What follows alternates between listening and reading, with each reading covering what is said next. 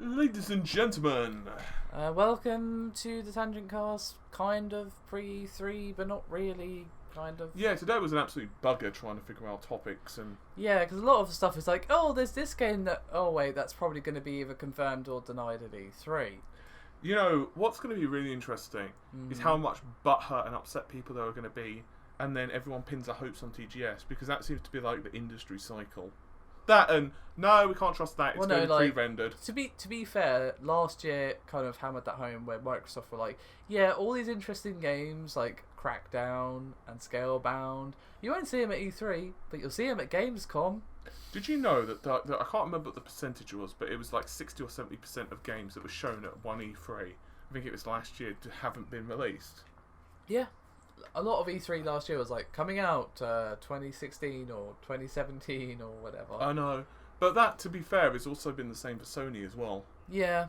So we will be talking a little bit later about our sort of hopes and dreams, I guess, for E3. But we don't talk too much on that because when this video goes up, E3 would have already started. So it's really awkward timing.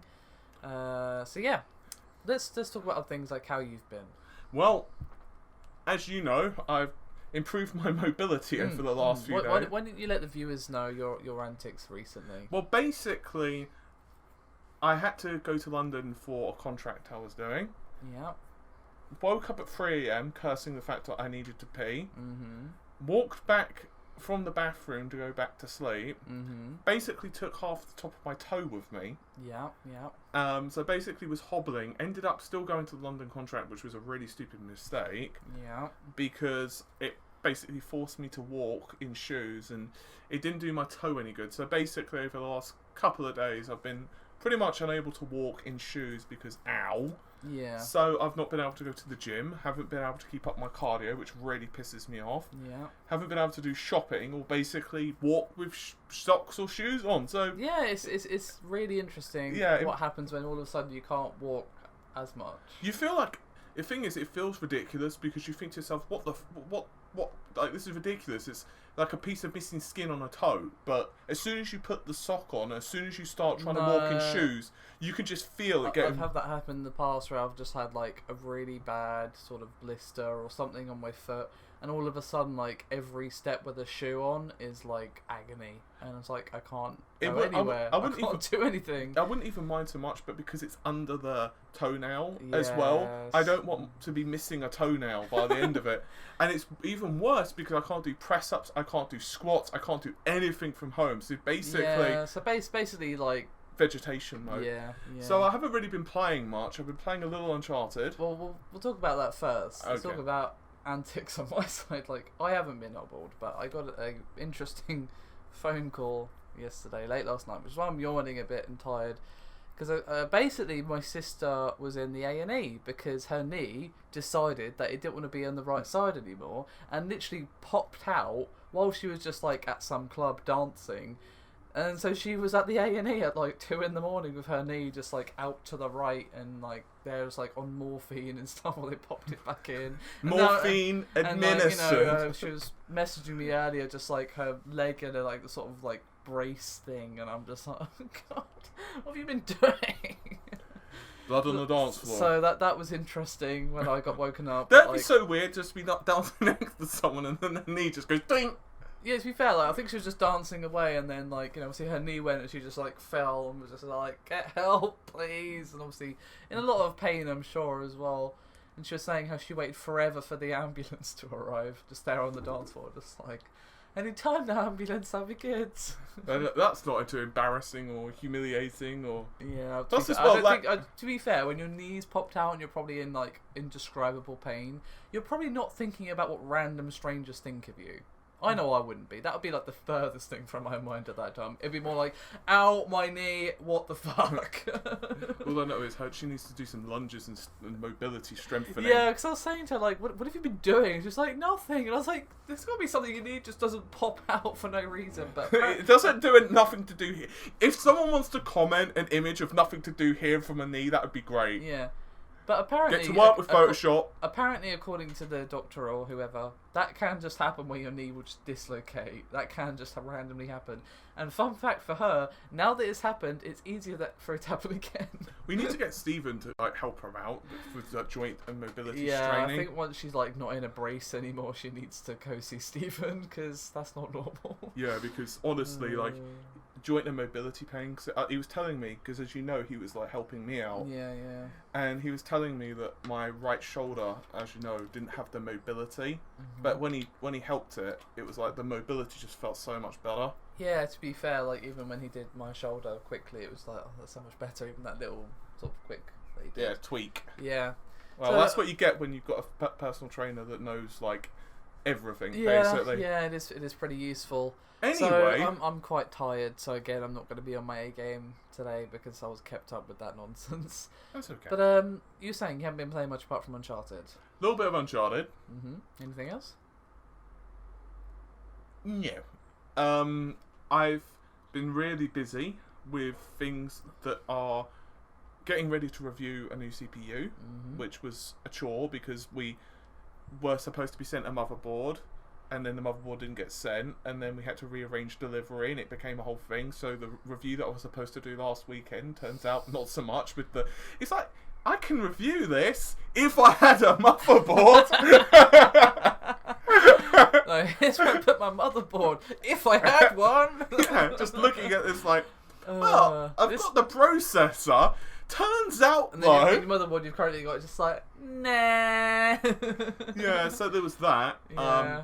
And as you know, I've got an interview with Kronos. That's upcoming content. Yes.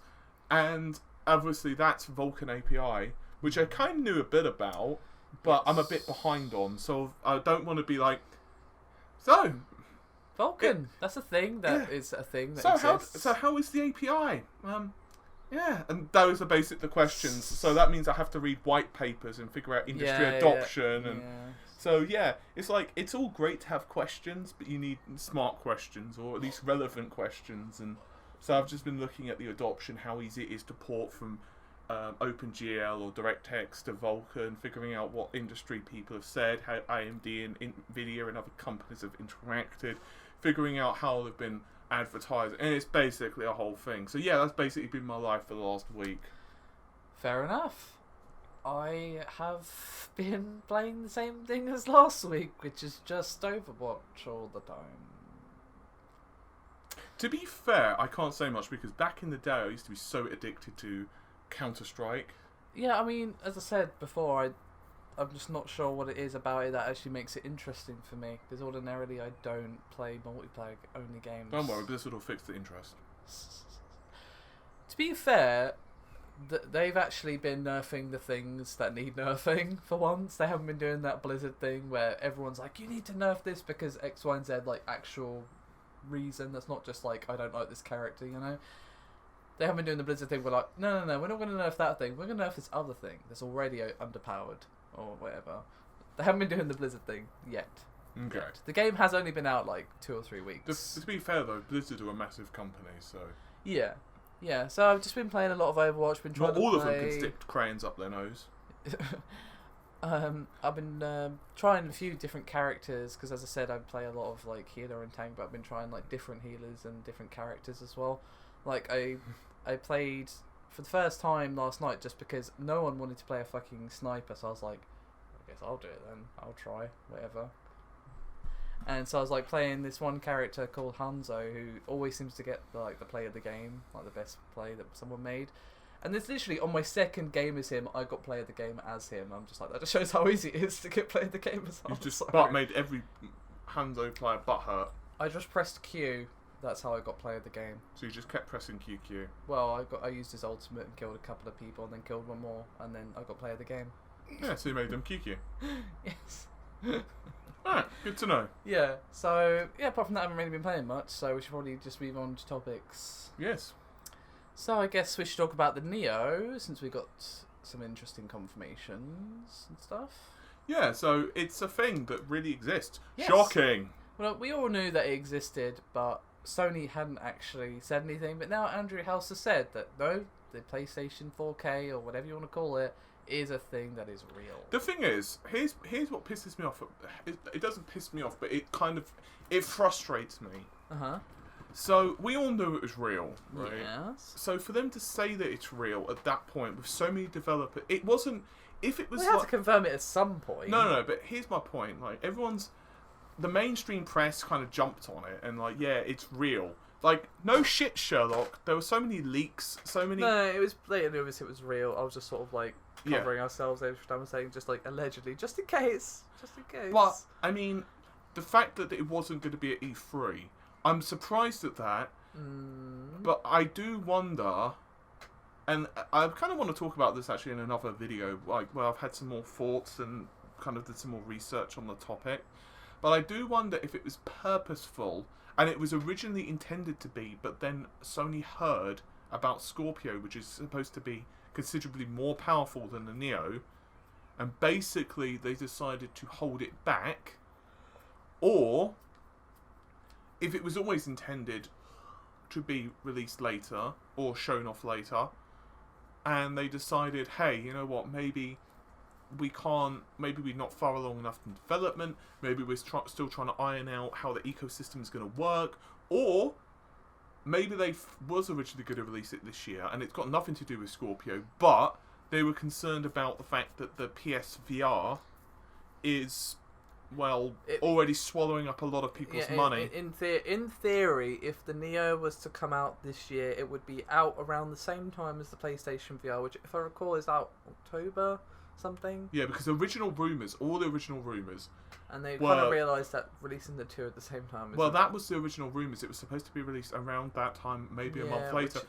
So, to be fair, that's not smart. Well, what I wonder is, if you start figuring the costings for that, you're looking at like $800 to $900. If you're an original adopter, assuming there's no trading program here, if you're an original adopter, you're about $800 because you've probably already got a spare DualShock pad and all the other things. If you're not, you're looking at $800 to $1,000. If you need a second pad, you need a couple of games. Well, the thing is with the VR is you need the camera, which a lot of people don't have. And then, arguably, you need the Move as well for it to really be usable. So you're looking at a pretty hefty investment if you're getting the VR as well. Yeah. I mean, the reason that Andrew House gave was basically what you said about the ecosystem and the fact that they wanted more games available at launch. So that probably is part of it, but it's tough to say whether or not Scorpio was part of the reason because we haven't had confirmation about Scorpio or if the specs that we've heard are actually true. Well, there's only one spec, and that's the GPU performance. Personally, on the Scorpio, I do wonder if it's going to be vastly more powerful in terms of CPU as well, because the processor inside the PS4 and Xbox One is a Jaguar, slightly different clock speeds, but basically the same. The Neo is supposed to be either a heavily clocked Jaguar, 2.1 GHz, or I wouldn't be surprised if it's a Puma, which is the same architecture essentially as the Jaguar. The main differences are that it's got a much lower TDP, so basically you can run the same frequency for a lot less power, or for the same power you can run a higher frequency. Yeah. So I do wonder if people are already saying that the Neo could be CPU bound. So I do wonder if Microsoft, with a drastically more powerful GPU, have decided that they need an entire new CPU, and I do wonder if they're going the Zen route. Yeah, I mean, the thing is, the Scorpio is, if they're going for that huge an upgrade, surely it would just be a next new console rather than an iterative version of the Xbox One. Well, what I think, and one theory that I've postulated, and you could link actually the full theory video that I had a couple of days ago in the video description. Right. But basically, one of the theories I had is if Microsoft do decide to do this, maybe the Scorpio will be backwardly compatible. So let's say you've got Crackdown, for example, and you put it in the Xbox Scorpio, it'll work because it's an Xbox One game. But a Scorpio game will not work backwardly compatible on the Xbox One. because there's too much of a there's difference. Yeah, I mean that would be one way to do it, but you know, it just seems to me that if they're going for as huge as an upgrade as has been theorized, we're not looking at an iterative console really. Well, it's also, and we also know about the VR thing, which supposedly it's going to have Oculus Rift support. And yeah, for it to even have low-end Oculus support, it's going to have some beef. And you know what's really interesting about all of this is if you start doing the maths, the Scorpio could quite easily have backwards compatibility with the Neo, backwards compatibility with the Xbox 360. You mean the Xbox One? Sorry, but Xbox One. Backwards compatibility with the Xbox 360, and it could also have backwards compatibility with the original Xbox, and that would be very interesting. And I've heard some other theories / rumours, and this is getting more into the Windows 10 stuff. A cool idea that I heard is that the 360 could theoretically have, if they migrated the emulator onto a PC, it could run. So you could get 360 games on the PC through Windows 10. Now, I would be more than okay with that. That would actually be pretty awesome. And obviously that would also extend to the original Xbox as well, because essentially all it means is that you're going to have to basically, I won't go into it too complex in here, but basically it's a PowerPC architecture inside the Xbox 360, which is a risk of reduced instruction set computing, and an x86 processor, which is probably what you've got inside your PC, is complex instruction set. Basically, the architectures are quite different, but you can get emulators and you can get ways to basically essentially recompile the code as it's running, but you need obviously drastically more powerful CPU/GPU to do it. So what I would imagine is theoretically you could potentially do that on a high-end PC, which would be really interesting. They might do that, or they might not, or they might try and push cross-play, like the fact that you can just play, you know, Xbox One games on your PC through cross-play features. Yeah, it could also be cool. You know, that something like that would be cool, because then, like, you're not actually running it on the PC, but you can just play it on the PC. I don't think they're going to make all Xbox One games run natively with backwards compatible. But I think Xbox 360 games, I wouldn't be surprised if there's a emulator. Yeah. I mean, they have said it won't be all Xbox One things, but I don't know. No, I mean theoretically it could happen. In terms of the architectures are pretty similar rather. Yeah. But I don't think you're going to get Xbox One games running natively on the PC anytime soon. Probably not, no. But Xbox 360, I can see them doing. And the original Xbox, which would be really cool. Yeah. Because the original Xbox, although it gets some flack for a bad games collection, I'm like, seriously, have you looked at it? The original Xbox has some amazing games. It's got the original Knights of the Republic. I think the reason it gets a bad rap is it gets compared to the PS2's library, which is insanely good. Yeah, but I would say the PS2 only wins out because of sheer numbers. If you look at the original Xbox, I'm not saying that all the games are gold on it by any stretch of the imagination, and if arguably the original Xbox is a lot weaker if you owned a PC at the time, but if you didn't, you had Jade Empire, Knights of the Old Republic, the original Halo, Halo 2. You had some excellent fighting games on it, a whole bunch of fighting games on it. All the PS2 games, which were cross-platform, for example, Burnout, were on the Xbox and looked a hell of a lot better and had a higher frame rate. Plus, you had some of the really awesome PC experiences that I've not mentioned as well. So I'm not saying that Xbox was better than the PS2, but I honestly think it was... I think in history's eyes, it's gotten a lot of flack, and I think to a lot of folks, it just became a Halo 2 machine, which I don't think was fair. Yeah, I mean, to be fair, I did actually have an Xbox, you know, in the house at the same time as I had a PS2, but my memories are still skewed towards the PS2 because I had a huge amount of games for the PS2, all of them like pre-owned, bought months and months after release, sometimes years. But with the Xbox, I had like 2 or 3 games. I'll be honest, like, simply because like when you went into a shop, there was a huge amount of shelf space for the PS2 and like one piddly little shelf for the Xbox. So it was like to that perspective of obviously someone who was not particularly like involved in games like culture, I guess. I just like gamed and I didn't really read magazines or websites or anything. Someone like that. It seems like the Xbox had a smaller library when really it didn't. It had a smaller library. It did, but not in that crazy sort of ratio, I guess. Yeah, and what I think is quite interesting is I owned all the systems back then. I owned the Dreamcast, the PS2, the GameCube, and of course the Xbox. Mr. Moneybags over here. Basically, all my money went on games, so not much different. To be fair. No, not much has changed. No, but like the original GameCube, I really loved it as well. I thought it was an absolutely fantastic system. Yeah, and I think the PS2 deserved the success it got, but I also think that the other two systems deserved more success than what they got, if that made any sense. Yeah, no, and the Dreamcast was amazing. To be fair, I mean, on the GameCube, I actually didn't play on that till like a couple of years after it came out, because I went round a friend's house and they had it. Until then, I'd never even seen a GameCube. So I don't know about you, but the first time I saw a GameCube, I was like, "What the fuck?" In terms of like, when I saw the discs as well, yeah, the mini discs. I was like, "What the fuck is that?" Yeah.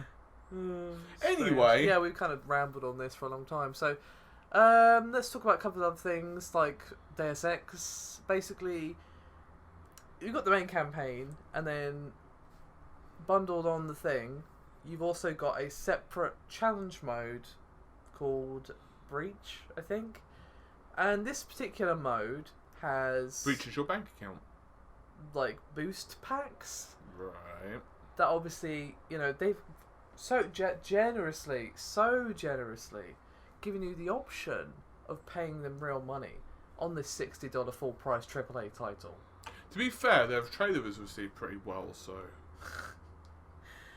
I mean, it's pretty horrible that they're in the game, but it's not as horrible because they're not in the main campaign, if that makes any sense. Right. But it still rubs me the wrong way, because A, it's a full price AAA title. Does it trigger your timbers? It does. And B, we've had this whole fiasco with the augment your pre-order thing, so it's like, okay, you tried to rinse money from people with this thing. Now you're trying to rinse money from people with this thing because the previous thing blew up in your face.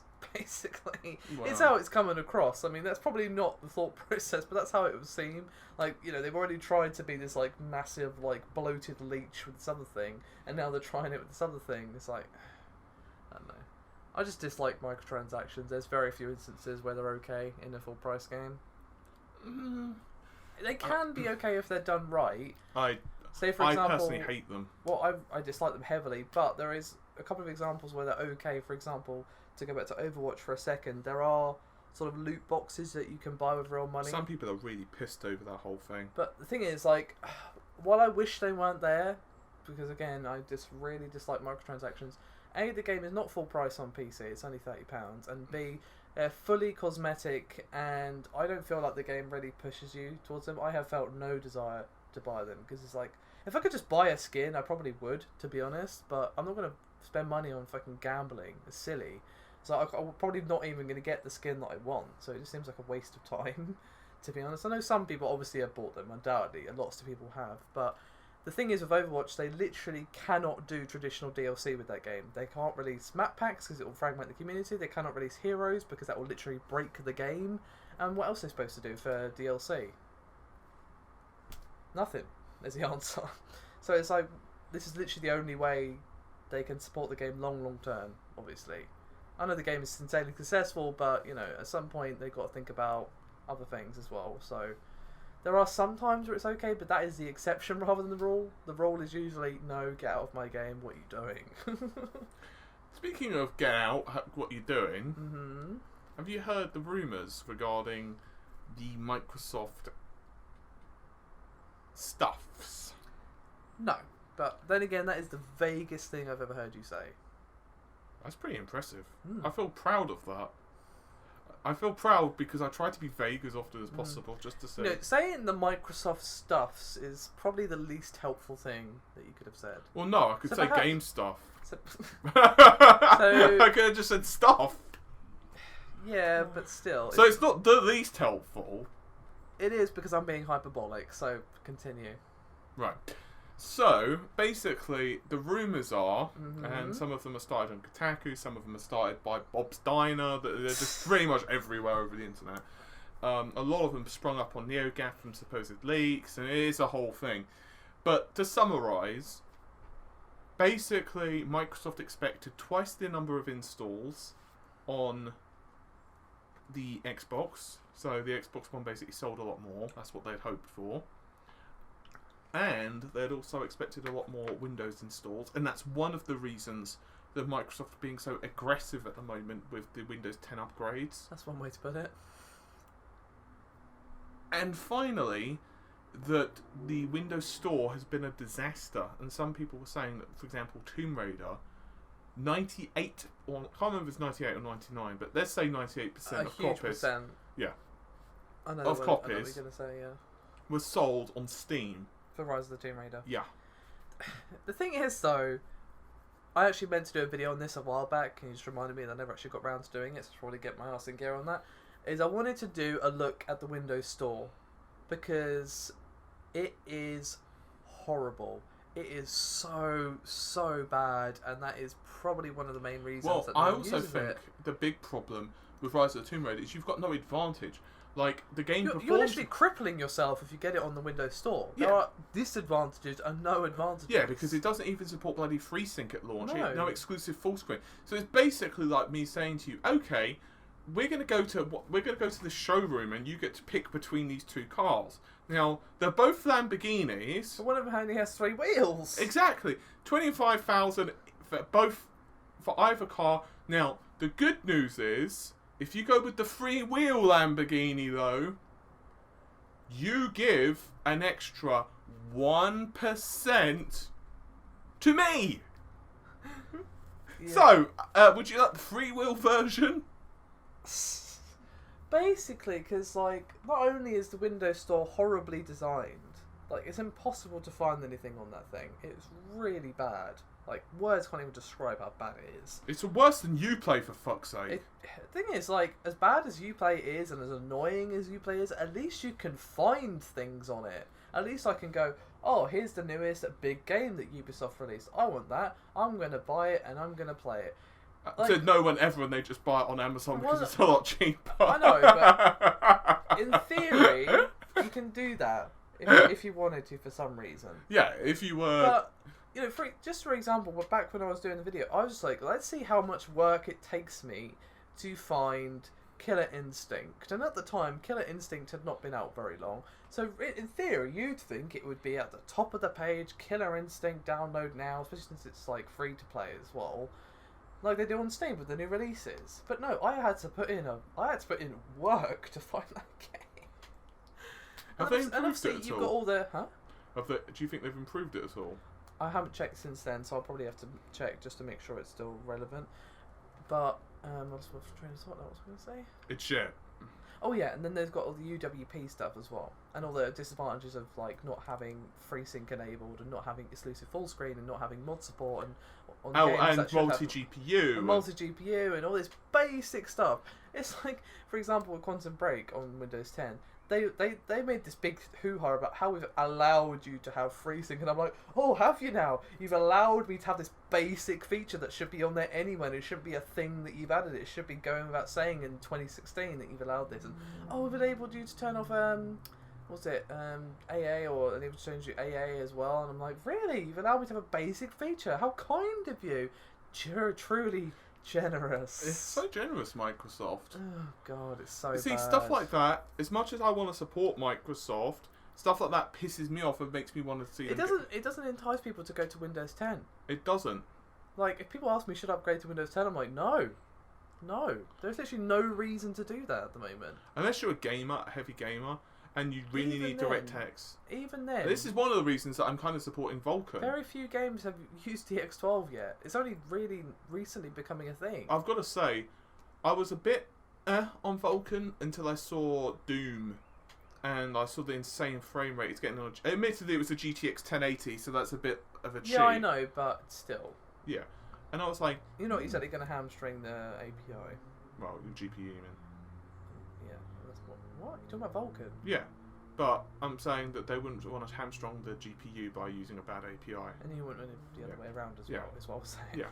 But anyway, it's pretty impressive. So, yeah, and the bad press surrounding the forced installs isn't helping. Like, for example, a few weeks ago, my sister was like, yeah, just stepped away from my laptop for a minute and it installed Windows 10. without asking, and I was like, amazing. What are you gonna do? You're gonna go to a Mac? I basically said you can uninstall it. You know, you can go back, and she was like, yeah, I've got to do that. Yeah. Do you know actually the worst thing about the force installs? There was a couple of people I know, and I know that you should back up your hard drives and all that bollocks, but you know what? That's not the point. No. Someone actually, I was reading, I think it was on NeoGAF. Actually, I've heard of a couple of these stories, but one I definitely remember was on NeoGAF, and it wiped the chap's spare hard drive as well and turned it into a system partition backup. And his spare hard drive had all of his uni work for a year. Did he get it back? No, it's unrecoverable. Wow. There aren't any words for how and I'm just bad like, that is. what they should do, Microsoft, is they should make it, because they keep saying that they're trying to support Windows 7 and 8. What they should do is make it so that users want to upgrade to Windows. Because when you're forcing people, it's actually pissing people off. Yeah, especially when there's stuff like that happening, and even if nothing bad happens, the fact that it's just done it without saying, by the way, do you want to upgrade to Windows 10? It's pretty bad. And I'm just like, this is not the way to get people to convert to Windows 10. No, it's not. It actually pisses people off and makes them bitter about it. It makes them deliberately stay with Windows 7 as long as humanly possible. And you or know 8 what? if that's the version. The thing is, as well, I heard someone else. I think it was Boogie actually. I'm pretty sure it was Boogie, and he was saying that he was raging because his system upgraded. And he pointed out that the behaviour of this is very much like spyware, very much like malware, where it installs in the background without your permission. Essentially, it's forcing an install, and then obviously starts stealing your personal data with Windows Store and all these other bits, collecting it, forces you trying to force you into that ecosystem of taking your credit card information, Windows Store. It's just kind of like. And I don't necessarily agree with him point by point, but the fact is... It is a very similar behaviour. It is. And, you know, that's not good for customers. No, when someone can legitimately make an argument that your operating system is like malware, it's not a good thing. No. Anyway, we should probably wrap up by talking briefly about our hopes for E3. Sort of disclaimer, when we're recording this, E3 hasn't started yet. And when it goes up, E3 would have already started, so that's why we don't talk too much about this. But let's talk a little, at least, about our hopes for E3. So why don't you go first? Some of what you're hoping for. Not to be disappointed after 6 months afterwards. Because, for example... I think you're hoping the wrong thing. I mean, for example, I saw Watch Dogs 2, and there were several things that made me want to smash my face repeatedly on the desk until the lights went out. First of all, the music chase really not my thing. But the big thing is it felt like it was every hipster culture's version of Hacker ever. Like, it felt like someone had watched Mr. Robot several times over, tried to make it really cool. But Mr. Robot's already really cool. Yeah, but that's the thing. They tried to make it like a hipster's version of cool, but so much... Mr. Robot, to go on a slight tangent for a second, it's amazing. It's amazing, and is actually the first sort of representation of this is what hacking is probably like. Well, to a degree. And to be fair, I saw an article on Polygon, I think, the other day, how they actually had a white hat hacker help them to make sure that what he's doing is actually fairly accurate to what a hacker will actually do. Because always in films, you always see this sort of dramatic, like, spinning graphics and all these things when someone is hacking. It's just them like typing command lines, probably. I don't know, I'm not a hacker. Yeah, it's basically command lines. So I felt like with Mr. Robot, I'm actually saying like, oh, this is probably what a hacker actually does, kind of. Yeah. Obviously, it's dramatically cut a little bit, but still.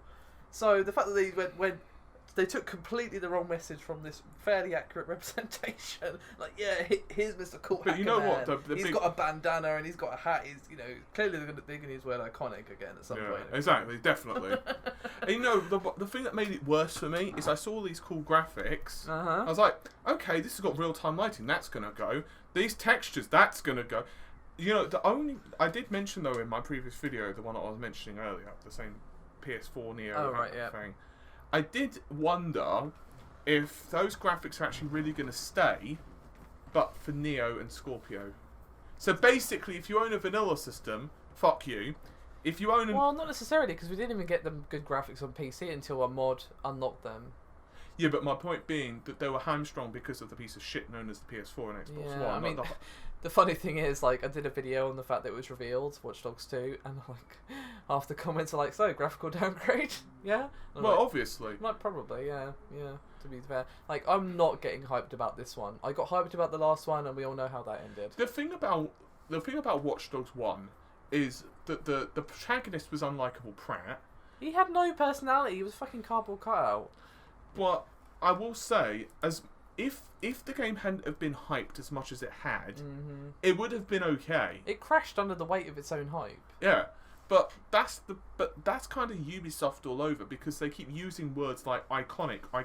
Without knowing what iconic actually means. Yeah, something can't be iconic if it's not a thing. It's a new IP. It's not bloody iconic. Yeah, I would argue that.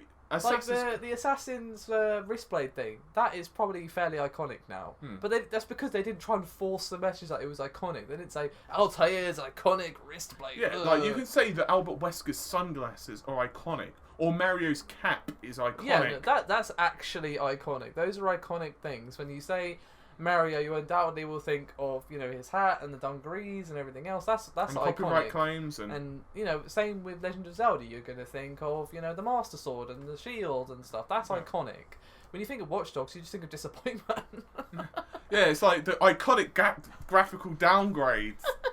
Yeah, that's what's iconic about Watch Dogs these days, is the crushing disappointment of that release. Yeah, that should be their pre-order bonus.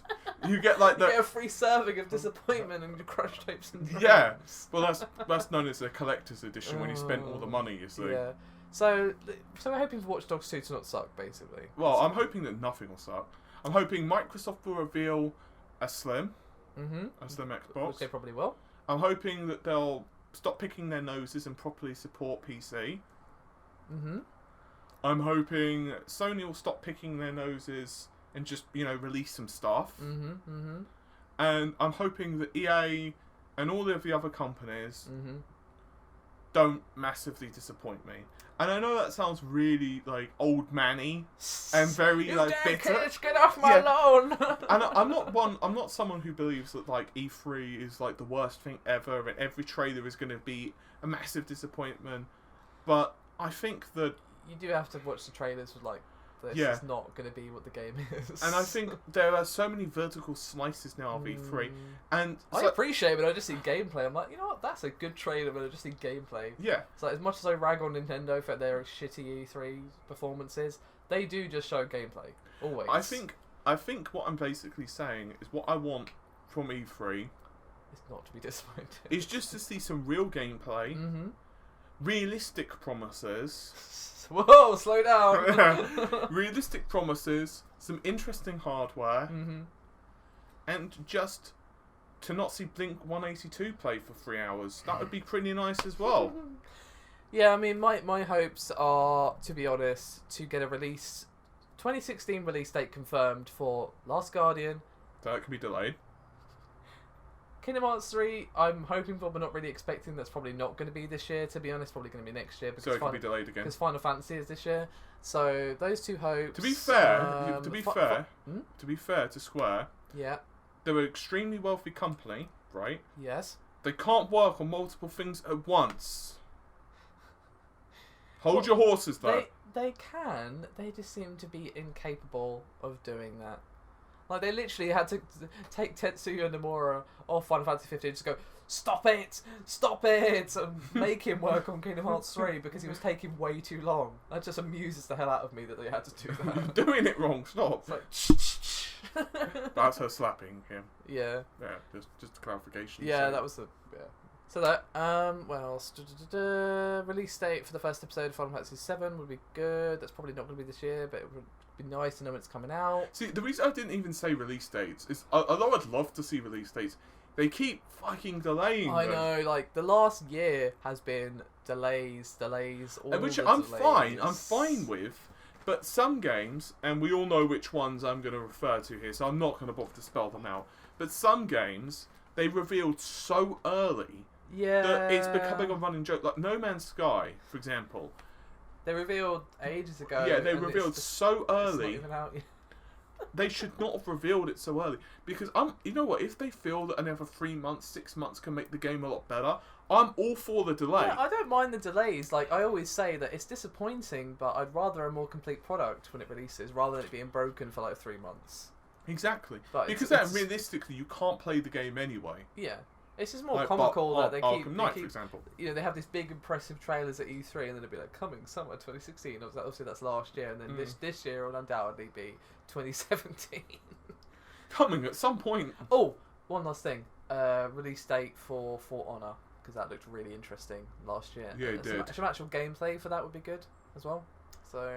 Yeah, but that's the other issue. You'll see like some girl in a field, CG rendered, right? A snowflake comes down, a logo appears, and then you'll hear some random screams in the background. A little monster will appear, and then it'll be coming 2018, and everyone will clap. And that basically summarises a lot of E3 trailers at now. Yeah, to be fair, I mean, what took the cake last year was obviously Shenmue when it wasn't even in development. It's like, yeah, we were announcing a Kickstarter.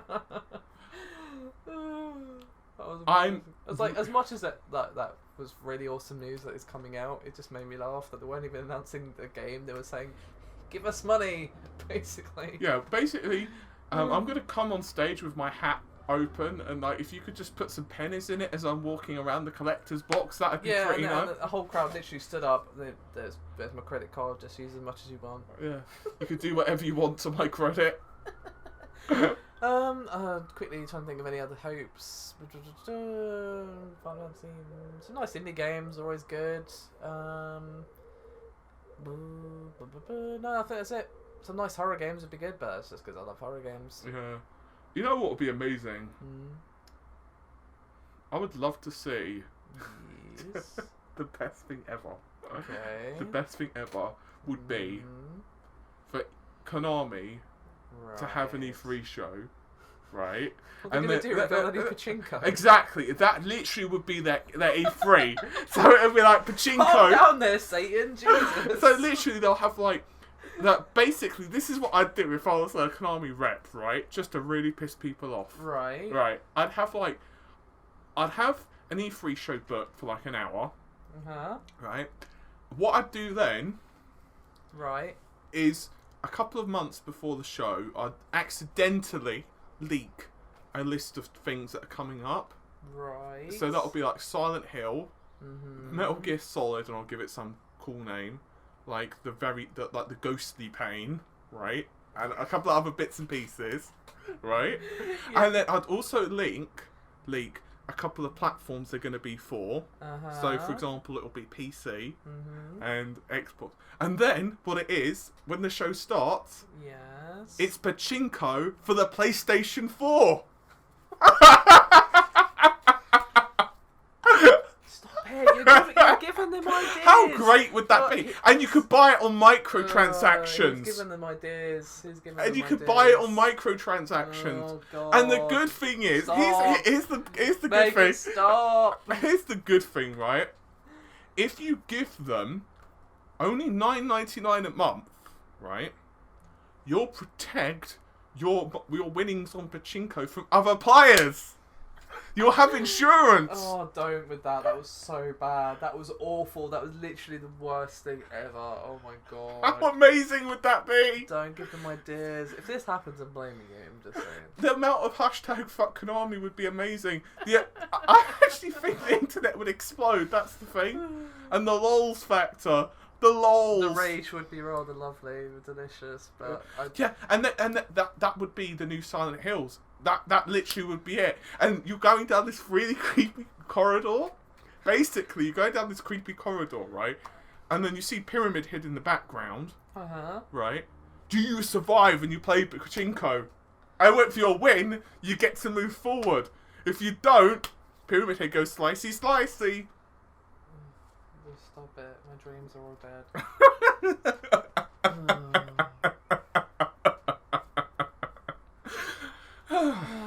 Anyway, I think that's us done. We've kind of overran it a little bit, so we should probably wrap it up. Is there anything else you want to talk about before we finish?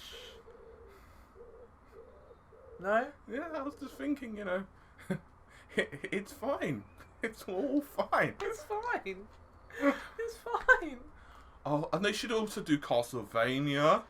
And they should do a new Contra Pachinko. Can we just rename Paul as Satan now? Because I think he actually is after he said these things.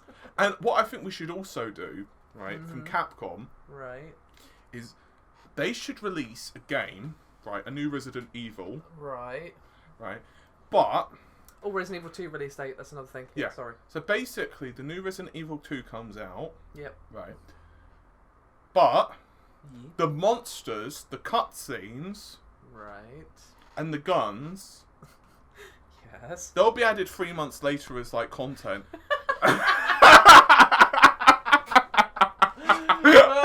Oh, savage! They'll be added a bit later on for content. Don't worry.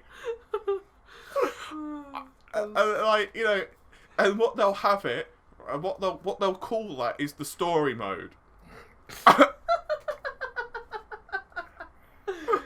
Because everything else is just puzzles, and you'll just walk to each of them. Like fucking puzzle simulator. Jesus. Yeah. So the other one's just like the puzzle mode. So you'll just walk like to different areas, and then like 3 to 6 months later, they'll have like different updates every month. So the first update will be the monsters. So you have to avoid the monsters with no guns.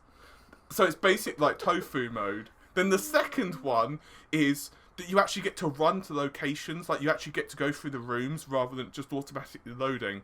Then the next month, they'll promise content, but don't worry, that'll be delayed the next month, and then we'll get like a big update. And then the big update, you get weapons. But don't worry, you don't get, but they haven't put in the ammo yet, but you've got the weapons. On that note, I honestly think we should...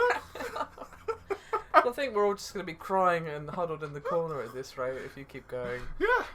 Pretty much. Pretty much. Thanks for listening, everyone. And obviously, next week will probably be post-E3 edition where we discuss how much our hopes and dreams were crushed. Oh, how many drinks do you think you'll need by the end of E3? Oh, too many. Too many. There's an E3 drinking game floating around, and I honestly think you'd be catatonic by the end of it. So. I don't drink, but... Well, not you personally, I just meant people in general. Yeah. I'll just be crying into my tea. Yeah, like, you know, I'll just be there just crying into, like, this sort of, like, budget supermarket beer that I bought just to drown my sorrows from E3, because it's that bad. I think that's about reasonable. Yeah, yeah. And, of course, don't worry, they'll announce several collector's editions for everything. Undoubtedly. Oh, pre-order now, don't worry. Yeah, pre-order now. Pre-order now. Get your collector's edition of the iconic hat. Anyway, that's it, guys. Thanks for listening. We'll see you next week. Right. Bye. Remember, I called it here first. Pachinko, Silent Hill. Pretty much. I will also get a crossover as well between Silent Hill and